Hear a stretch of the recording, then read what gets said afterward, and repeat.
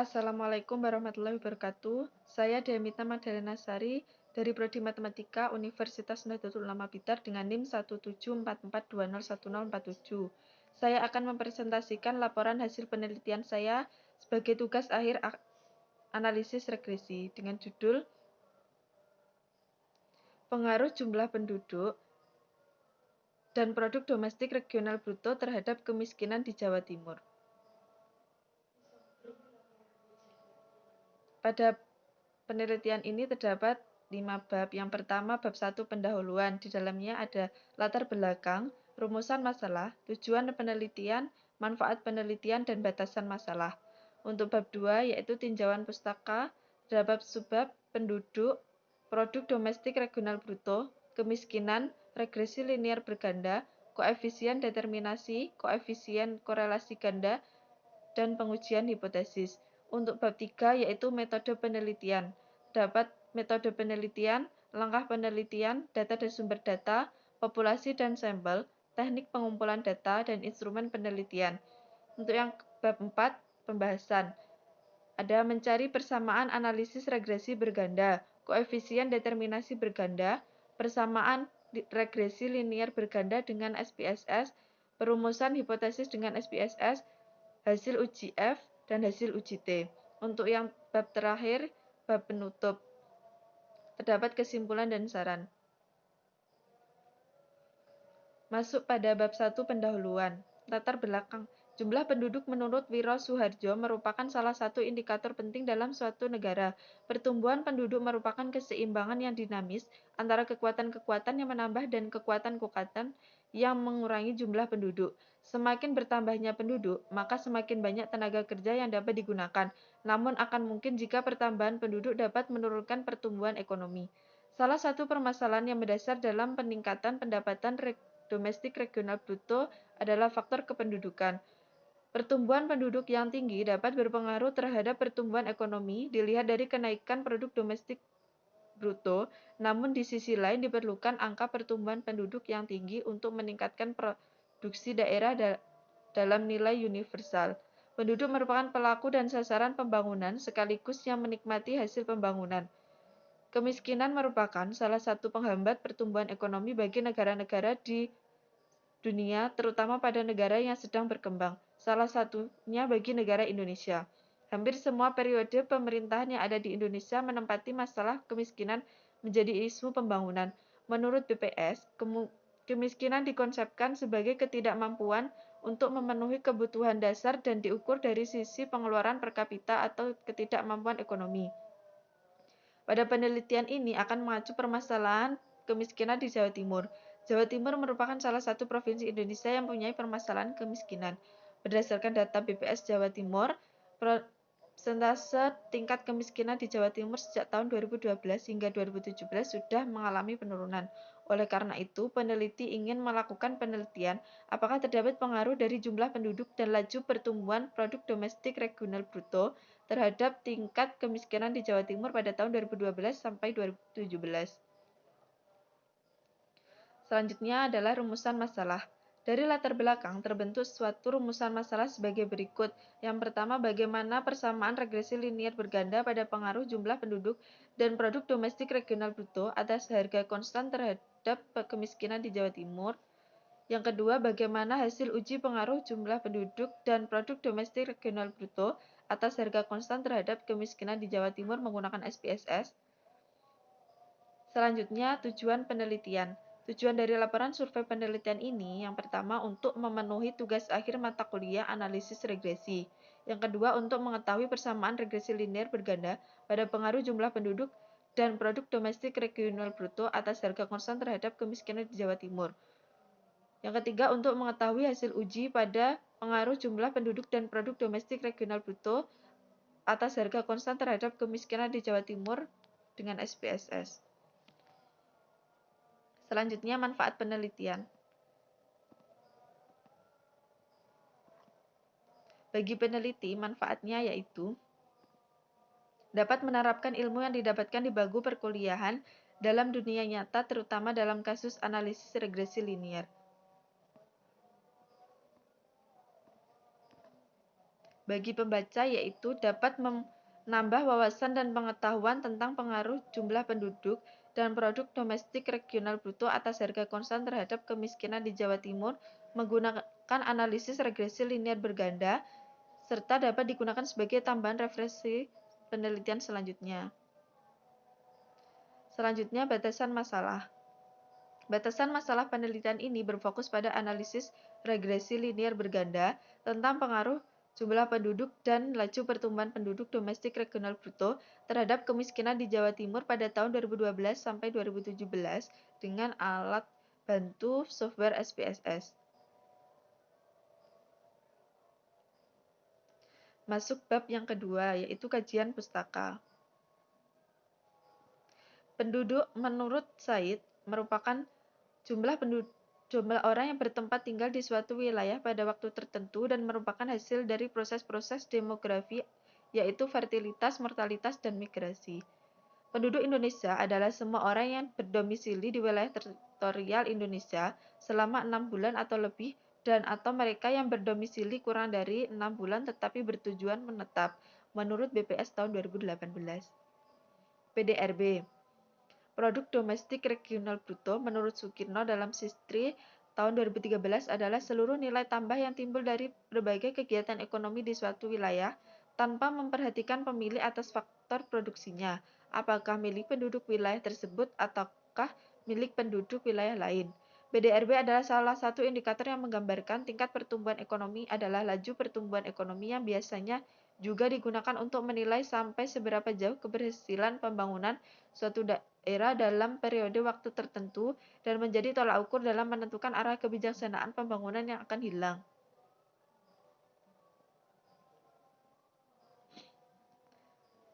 Selanjutnya, kemiskinan. Menurut Nugroho dalam Novri tahun 2017, kemiskinan merupakan kondisi absolut atau relatif yang menyebabkan seseorang atau kelompok masyarakat dalam suatu wilayah tidak mempunyai kemampuan untuk mencukupi kebutuhan dasarnya sesuai dengan tata nilai atau norma tertentu yang berlaku di dalam masyarakat karena sebab-sebab natural, kultural, dan struktural. Dengan kata lain, seseorang dikatakan miskin jika dan hanya jika tingkat pendapatannya tidak memungkinkan orang tersebut untuk menaati tata nilai dan norma dalam masyarakatnya. Regresi linear berganda. Regresi linear berganda merupakan model persamaan yang menjelaskan hubungan satu variabel tak bebas atau respons Y dengan dua atau lebih variabel bebas prediktor X1, X2 hingga Xn. Tujuan dari uji regresi linear berganda adalah untuk memprediksi nilai variabel tak bebas atau respons Y apabila nilai-nilai variabel bebasnya prediktor X1, X2 hingga Xn diketahui. Di samping itu juga untuk dapat mengetahui bagaimanakah arah hubungan variabel tak bebas dengan variabel bebasnya. Persamaan regresi linear berganda secara matematis dituliskan sebagai berikut. Y sama dengan A plus B1 kali X1 plus B2 X2 hingga Bn plus Bn Xn. Dengan Y adalah variabel tak bebas atau nilai yang akan diprediksi, dan A adalah konstanta, B1, B2 hingga Bn adalah nilai koefisien regresi, X1, X2 hingga Xn adalah variabel bebas. Jika terdapat dua variabel bebas yaitu X1 dan X2, maka bentuk persamaan regresinya adalah Y sama dengan A plus B1 X1 plus B2 X2.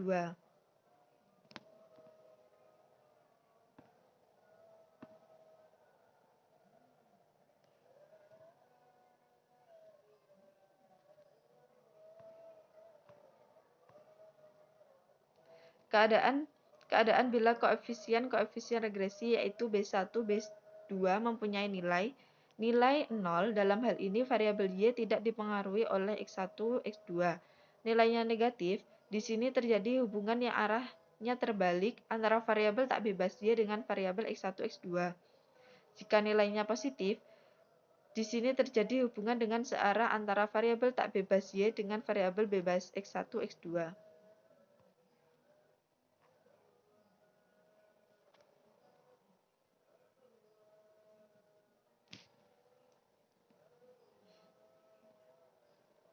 Koefisien regresi B1 dan B2 secara konstanta A dapat dihitung dengan rumus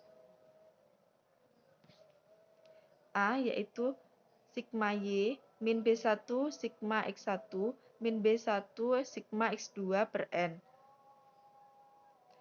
Untuk rumus B1 yaitu sigma X2 kuadrat kali sigma X1Y min sigma X2Y min sigma X1 X2 per sigma X1 kuadrat kali sigma X2 kuadrat dikurangi sigma X1 kali X2 dikuadratkan. Untuk B2 yaitu sigma X1 kuadrat dikali sigma X2 kali Y dikurangi sigma X1Y kali sigma X1 kali X2 per sigma X1 kuadrat dikali sigma X2 kuadrat dikurangi sigma X1 kali X2 dikuadratkan, di mana sigma X1 kuadrat sama dengan sigma X1 kuadrat min sigma X1 kuadrat per N. Untuk sigma X2 kuadrat sama dengan sigma X2 kuadrat dikurangi sigma X2 dikuadratkan per N. Sigma Y kuadrat sama dengan sigma Y kuadrat min sigma Y dikuadratkan per N. Untuk sigma X1Y adalah sigma X1Y dikurangi sigma X1 kali sigma Y per N. Untuk sigma X2Y sama dengan sigma X2Y min sigma X2 kali sigma Y per N. Untuk sigma X1 X2 yaitu sigma X1 X2 dikurangi sigma X1 kali sigma X2 per N.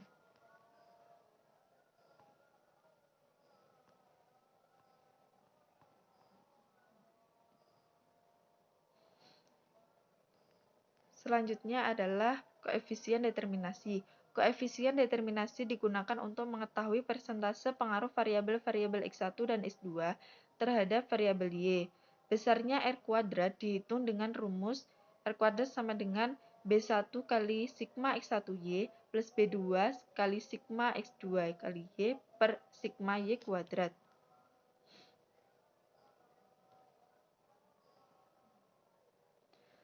Koefisien korelasi ganda. Untuk mengetahui seberapa besar korelasi secara serentak atau simultan antara variabel-variabel X1, X2 hingga Xn dengan variabel Y dapat digunakan koefisien korelasi ganda. Besarnya nilai korelasi ganda dapat dihitung menggunakan rumus R sama dengan akar dari R kuadrat. Jadi koefisien korelasi ganda ini merupakan R, di mana R adalah akar dari R kuadrat tadi. Nilai R adalah lebih dari atau sama dengan negatif 1 kurang dari positif 1.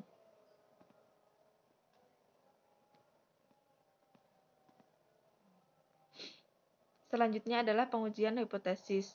Uji F. Uji F digunakan untuk mengetahui apakah variabel-variabel bebas atau X1 dan X2 secara signifikan bersama-sama berpengaruh terhadap variabel tak bebas Y.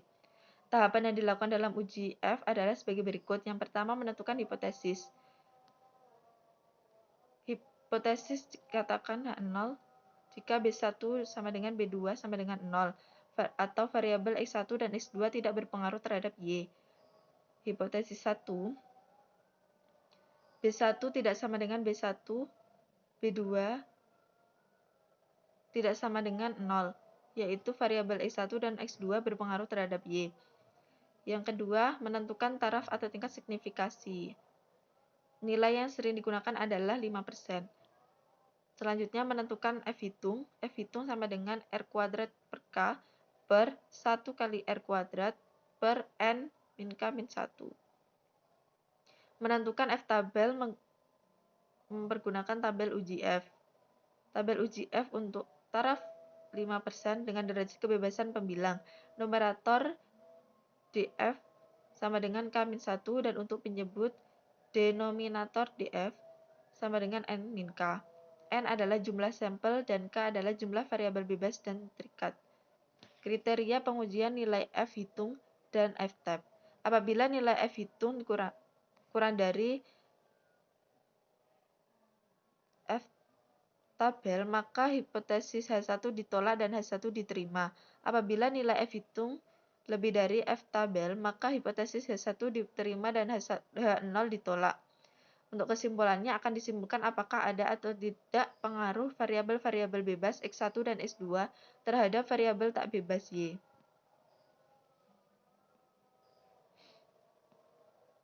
Selanjutnya uji T atau koefisien regresi parsial. Pengujian koefisien regresi secara parsial bertujuan mengetahui apakah persamaan model regresi yang terbentuk secara parsial variabel-variabel bebasnya X1 dan X2 berpengaruh signifikan terhadap variabel tak bebas. Untuk tahapan yang dilakukan dalam uji T adalah yang pertama menentukan hipotesis. H0 jika variabel X1 dan H2 tidak variabel X1 dan X2 tidak berpengaruh terhadap Y. H1 variabel X1 dan X2 berpengaruh terhadap Y. Selanjutnya menentukan taraf atau tingkat signifikan. Yang ketiga menentukan T hitung. Yang keempat menentukan daerah penolakan H2 atau daerah kritis. Selanjutnya menentukan tabel mempergunakan tabel uji T. Kemudian kriteria pengujian dari T hitung dari T tabel. Bila T hitung kurang dari T tabel maka H0 diterima. Jika H1 ditolak, bila nilai T hitung lebih dari T tabel, maka H0 ditolak dan H1 diterima. Untuk kesimpulan hasil uji signifikasi.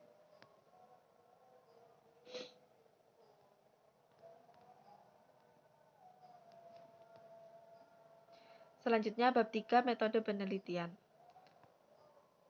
Penelitian ini menggunakan metode penelitian kuantitatif deskriptif dengan pendekatan analisis data sekunder.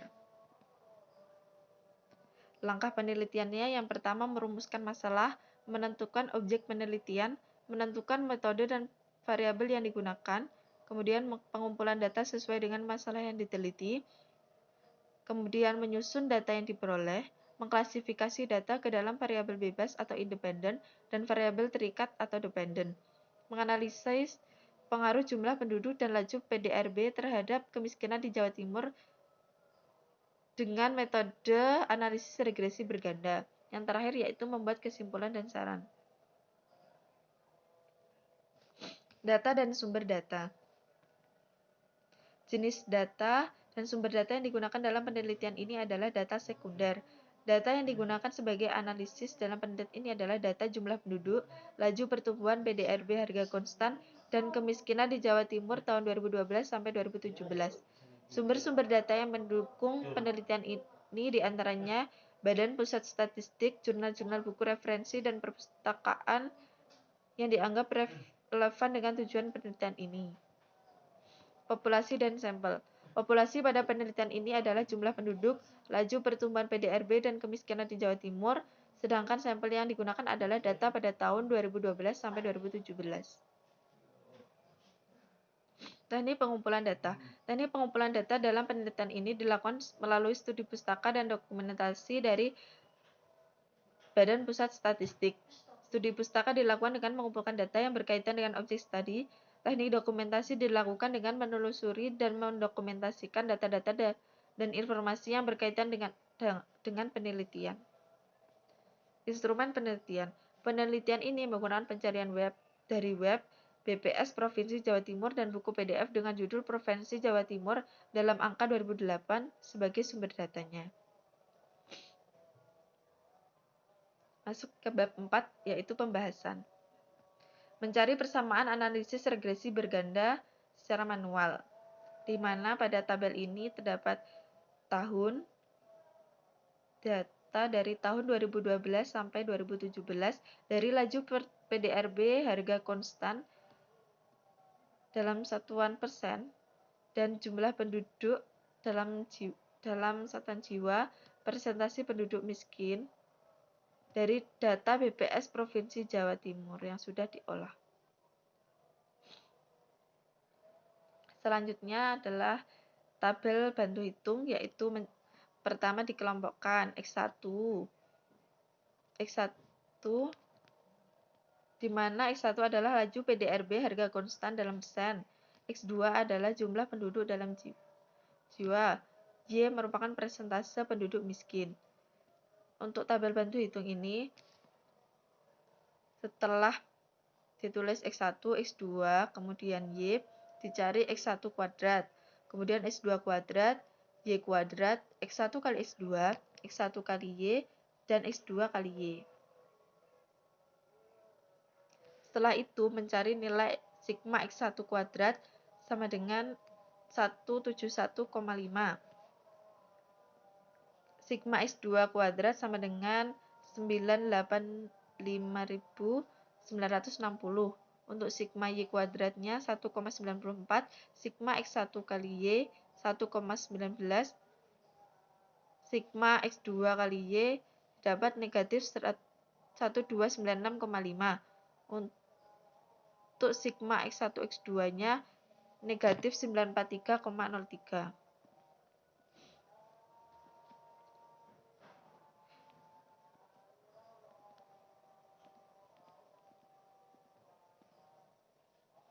Di mana diperoleh nilai A sama dengan 75,681, untuk B1-nya negatif 0,294, untuk B2-nya negatif 0,002. Jadi, setelah didapat nilai A, kemudian B1 dan B2 dimasukkan ke persamaan linear regresi berganda, yaitu dengan rumus Y sama dengan A plus B1 X1 plus B2 X2.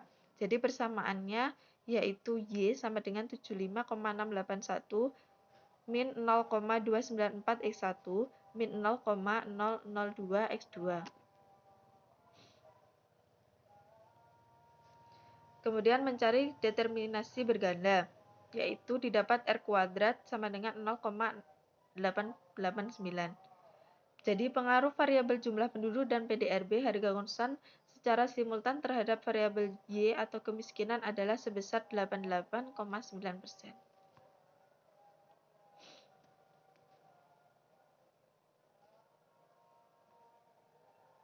Persamaan analisis regresi berganda dengan SPSS. Setelah diolah menggunakan aplikasi SPSS, didapatkan persamaan regresinya yaitu Y sama dengan 75,681 min 0,294 X1 min 0,002 X2. Pada hasil output dari SPSS, nilainya sudah terdapat pada kolom B, Unstandard Disease B. Di situ konstantanya 75,681. Kemudian nilai X1-nya min 0,294. Untuk X2-nya min 0,002. Dari persamaan tersebut dapat disimpulkan bahwa rata-rata tingkat kemiskinan tanpa dipengaruhi variabel lain adalah sebesar 75,681%.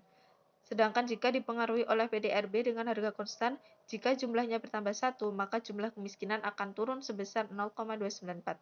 Begitu juga jika dipengaruhi oleh jumlah penduduk, jika jumlahnya bertambah 1, maka jumlah kemiskinan akan turun sebesar 0,002.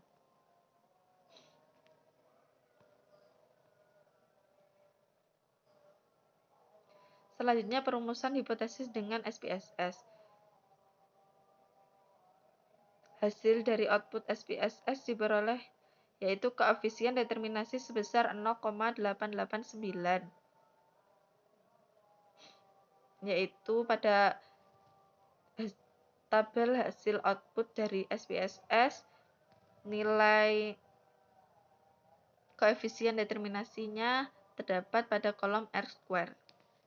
Yang berarti pengaruh laju pertumbuhan PDRB dengan harga konstan dan jumlah penduduk terhadap kemiskinan sebesar 88,9% dan sisanya 11,1% dipengaruhi oleh variabel lainnya. Untuk koefisien korelasinya yaitu sebesar 0,9943 pada hasil outputnya terdapat pada kolom R saja. yang berarti besar korelasi secara simultan bersama-sama antara laju pertumbuhan PDRB dengan harga konstan dan jumlah penduduk terhadap kemiskinan sebesar 0,943. Jadi memiliki tingkat korelasi yang kuat hampir sempurna. Untuk nilai estimasi standar kesalahan dalam persamaan regresi berganda pada permasalahan ini sebesar 0,26803.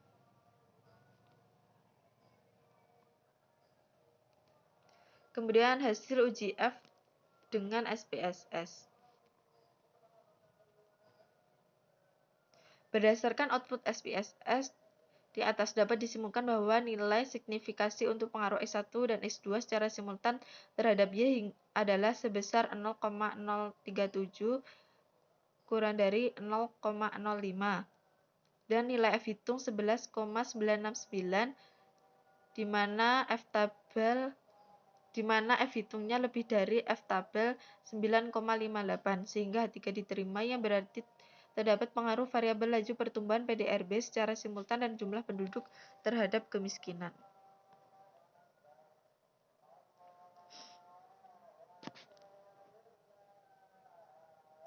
Hasil uji T SPSS. Pengujian hipotesis H1. Nilai signifikan untuk pengaruh X1 terhadap Y adalah 0,679 lebih dari 0,05 dan nilai T hitung min 0,456 kurang dari T tabelnya 3,18245. Berarti H1 diterima terdapat pengaruh variabel jumlah PDRB terhadap kemiskinan. Untuk pengujian hipotesis H2, nilai signifikan untuk pengaruh X2 terhadap Y adalah 0,098 di mana lebih dari 0,05 dan nilai T hitung min 2,374 kurang dari T tabelnya 3,18245. Berarti H2 diterima atau terdapat pengaruh variabel jumlah penduduk terhadap kemiskinan. Masuk ke bab 5 yaitu penutup. Kesimpulannya, berdasarkan penelitian yang diuraikan di atas, dapat disimpulkan bahwa pada uji T terdapat variabel kemiskinan. Begitu juga dengan variabel jumlah penduduk juga berpengaruh terhadap variabel kemiskinan, yaitu pada variabel laju pertumbuhan PDRB nilai signifikan lebih dari taraf, yaitu 0,679 lebih dari 0,05 dan T hitung kurang dari T tabel yaitu min 0,456 kurang dari 3,18245. Untuk uji T, variabel jumlah penduduk signifikannya lebih dari tarafnya yaitu 0,098 lebih dari 0,05 dan nilai T hitung kurang dari T tabel yaitu min 2,374 kurang dari 3,18245. Berarti H1 diterima atau terdapat pengaruh variabel laju pertumbuhan PDRB terhadap kemiskinan dan juga jumlah penduduk berpengaruh terhadap kemiskinan secara parsial. Sedangkan untuk uji F secara bersama-sama variabel laju pertumbuhan PDRB dan jumlah penduduk berpengaruh terhadap variabel kemiskinan karena pada uji F hitung lebih dari F tabel yaitu 11,969 lebih dari F tabel 9,58 dengan nilai signifikan kurang dari A yaitu 0,037 kurang dari 0,05 sehingga 1 diterima dan H0 ditolak.